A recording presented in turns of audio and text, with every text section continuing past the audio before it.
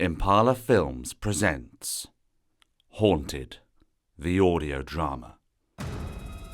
I don't need to force them. Everybody in this school loves me. Pain, sadness, anger, the air is thick with it. You're starting to creep me out. Their son, James, was declared missing shortly after. Time to ascend. We were born to rule! So, my opinion means nothing on this. Carl, what are you doing here? I didn't want to miss the look on your face when you started piecing this all together. I need to know what they did to us, what they're still doing to other children. And whatever you do not trust James Hunter.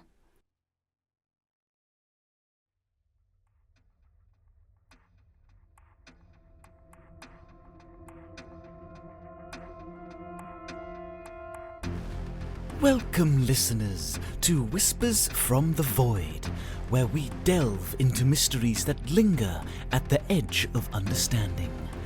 Tonight, we explore one of the most elusive and unsettling entities that lies beyond the unseen, the Dimensional Shamblers.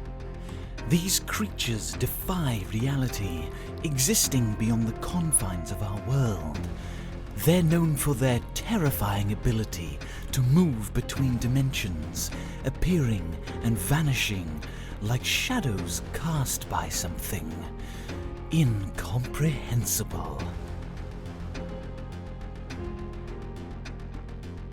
Tonight, I'm joined by Dr. Connor O'Donnell, Professor of Mythology and Folklore, Dr. Simon Clarke, a clinical psychologist with insights into the effects of terror and horror on the mind, Dr. ANIKA BANERJEE, cultural psychologist who studies belief systems and mythology, and Dr. Elizabeth Murray, an occult expert. Thank you all for being here tonight.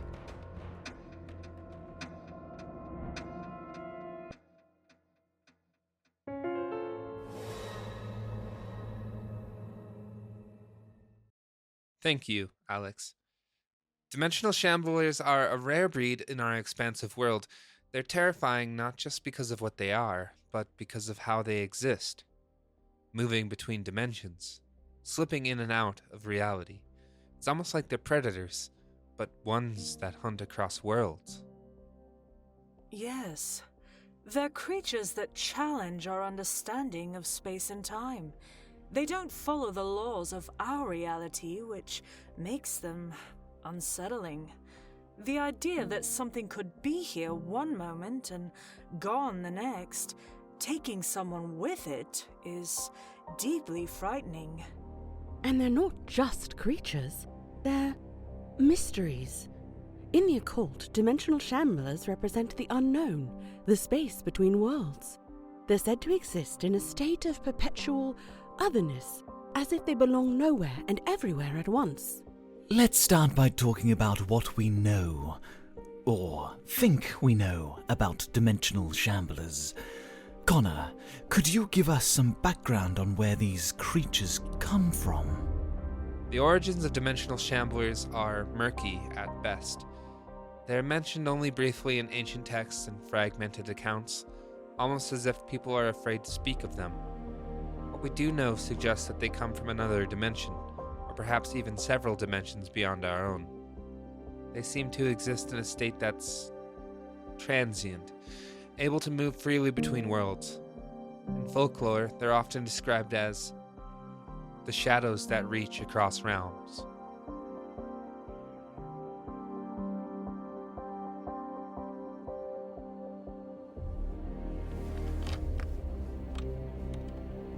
Raven. Yeah. Sorry about my comment the other day. That was uncalled for. And I was just worried about Dr. Murray. No, you had every right to worry. I harmed Elizabeth. She lost her hand because of me. Raven, you can't blame yourself for what happened. None of us expected your head to actually turn into a raven's. Yeah. Raven, you just spoke out about our situation. You didn't do anything wrong. They just turned you into... Into what? A monster? Raven, You're not a monster. Then what am I, Michael?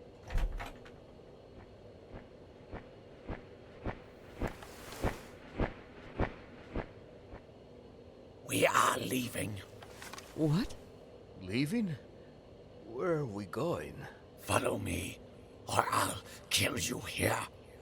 Well, then fucking kill me, because I'm not going. Raven, you can't. This isn't gonna make things right. It's going to get me out of here.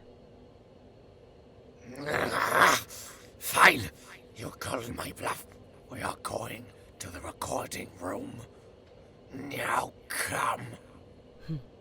Was that so hard?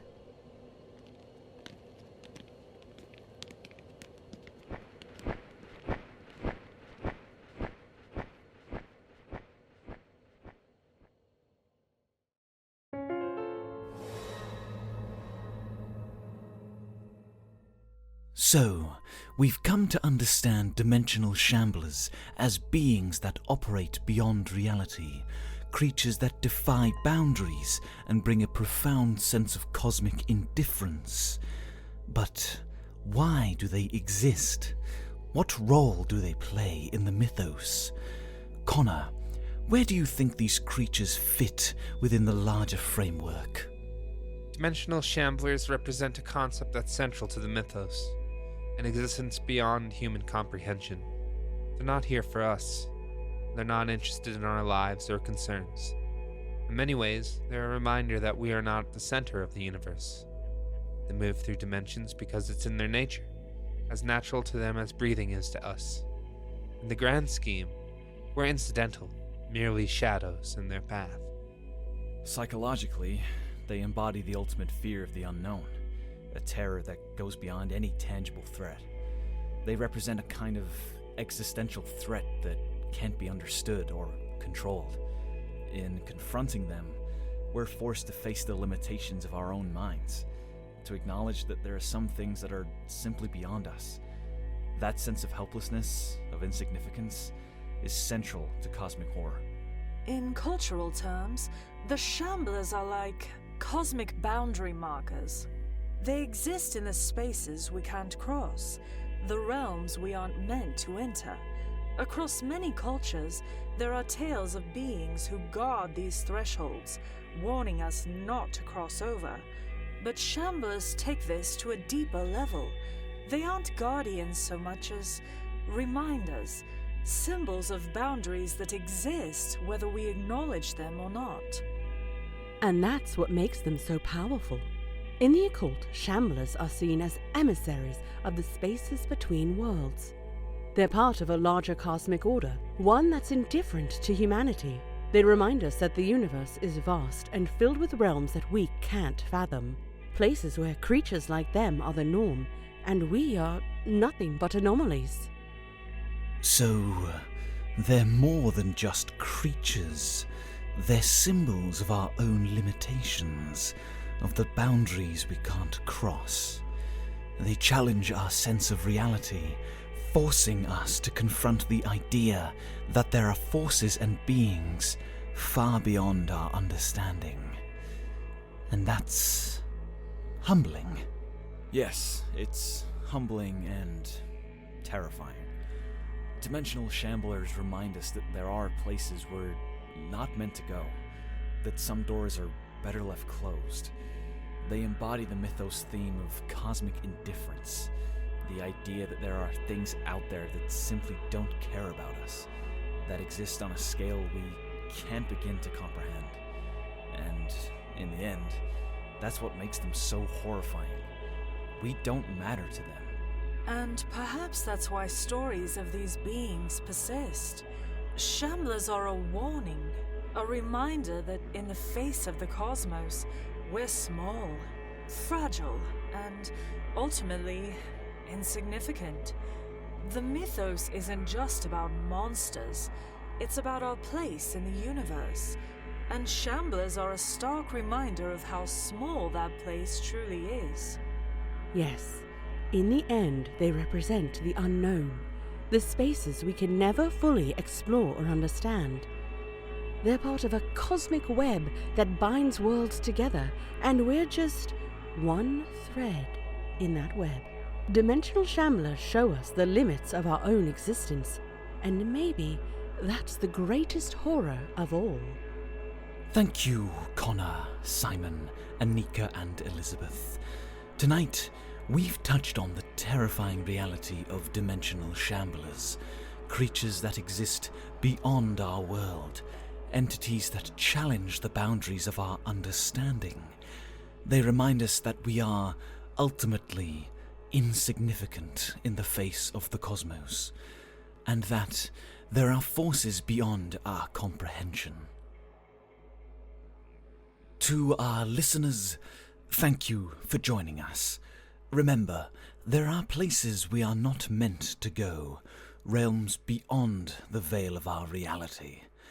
Stay curious, stay cautious, and remember, some boundaries are best left uncrossed. Wonderful. Absolutely wonderful.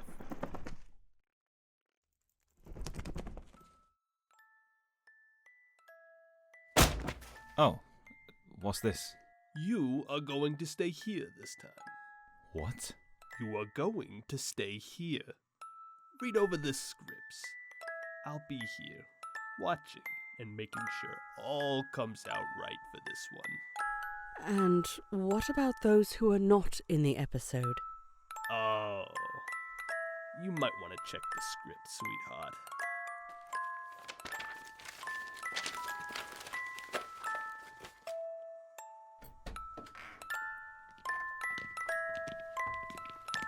I see.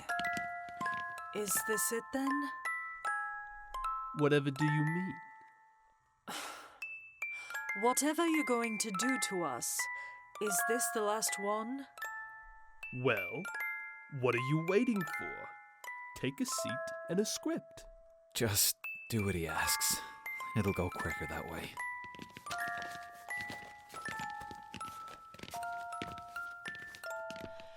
Good, good. Now, we're going to go over this until it's perfect.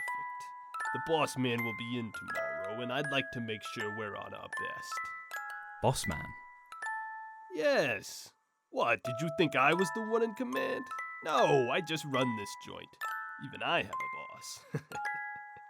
Now, page 1 and